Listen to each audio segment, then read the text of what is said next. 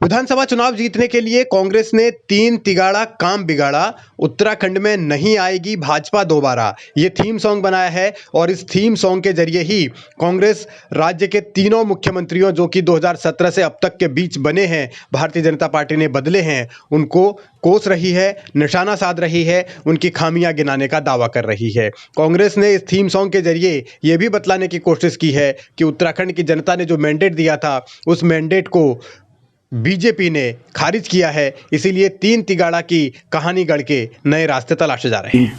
तिगाड़ा काम बिगाड़ा, तीन तिगाड़ा काम बिगाड़ा, तीन तिगाड़ा काम बिगाड़ा।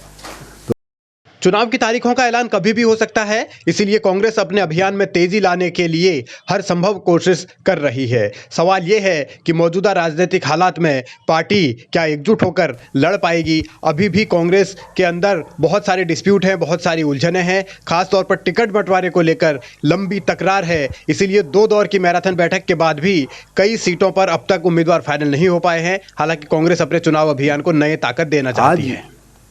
सत्यता यह है कि हमारे राज्य आंदोलन के सारे मूल्य कुचल कुचल करके नष्ट किए जा रहे हैं।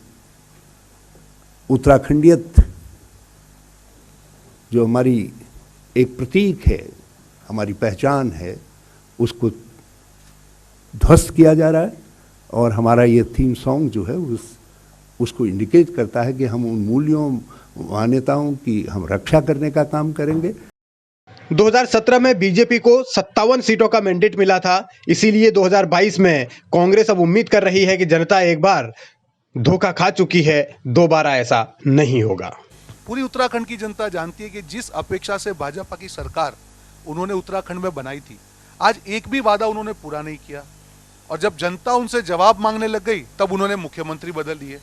चेहरा बदलने से भाजपा का असली चरित्र नहीं छिप सकता है। आज 3 चेहरे उन्होंने बदल दिए, पर भाजपा का चरित्र नहीं बदला। तो भाजपा का जो प्रयास है कि चेहरा बदलने से अपनी गलतियां छिपा दे, वो उत्तराखंड की जनता होने नहीं देगी। जनता क्या करेगी, ये जनता को ही तय करना है। लेकिन कांग्रेस फिलहाल अपनी सबसे बड़ी कमजोरी यानी गुटबाजी पर पर्दा डालने की कोशिश कर रही है। नेता एकजुटता दिखाने का हर संभव प्रयास कर रहे हैं। दिल्ली में जब थीम सॉन्ग लॉन्च हुआ तब भी यही दिखाई दिया। लेकिन असल सवाल यह है कि क्या जब टिकट बंटवारा होगा तो कांग्रेसियों की एकजुटता नजर आएगी? क्योंकि पुरौला सीट पर एक बार फिर समीकरण बदले हैं। बीजेपी के पूर्व विधायक रहे मालचंद अब कांग्रेस के साथ आ गए हैं। इससे पहले कांग्रेस के विधायक जो 2017 में जीते थे, राजकुमार, वो बीजेपी के हो गए हैं। तो सवाल ये कि आखिर ये उलट पुलट भरी राजनीति का फायदा क्या होगा? और उत्तरकाशी के जिला पंचायत अध्यक्ष दीपक बिजवाण भी अब कांग्रेस के साथ हैं। उत्तरकाशी से जिला पंचायत के सिटिंग अध्यक्ष दीपक बिजवाण जी ने कांग्रेस पार्टी ज्वाइन की है। और साथ ही पूर्व विधायक, पुरौला से पूर्व विधायक, भाजपा के पूर्व विधायक, उन्होंने भाजपा छोड़कर कांग्रेस पार्टी ज्वाइन की है, मालचंद जी ने। उत्तरकाशी में हुआ दल बदल आने वाले दिनों में कांग्रेस की अंदरूनी सियासत में उठापटक के संकेत भी दे रहा है। क्योंकि जो स्थानीय कार्यकर्ता, चाहे वो यमुनोत्री के हों चाहे पुरौला के हों, पहले से अगर वो चुनाव लड़ने की तैयारी कर रहे होंगे तो फिर नए नेताओं के आने से, जो कि दूसरी जगहों से आए हैं, उनको अगर पार्टी टिकट देती है तो टकराव बढ़ना तय है। रुद्रप्रयाग जिले में भी कुछ ऐसे ही हालात हैं। कई नेता खुले तौर पर कह चुके हैं कि अगर उन्हें टिकट नहीं मिला तो वो निर्दलीय ताल ठोकेंगे। इन हालात में कांग्रेस कैसे एकजुटता बनाए रखेगी, कैसे टिकट बंटवारे में बैलेंस करेगी और कैसे जीत का ख्वाब पूरा करेगी, ये बहुत दिलचस्प पहलू है।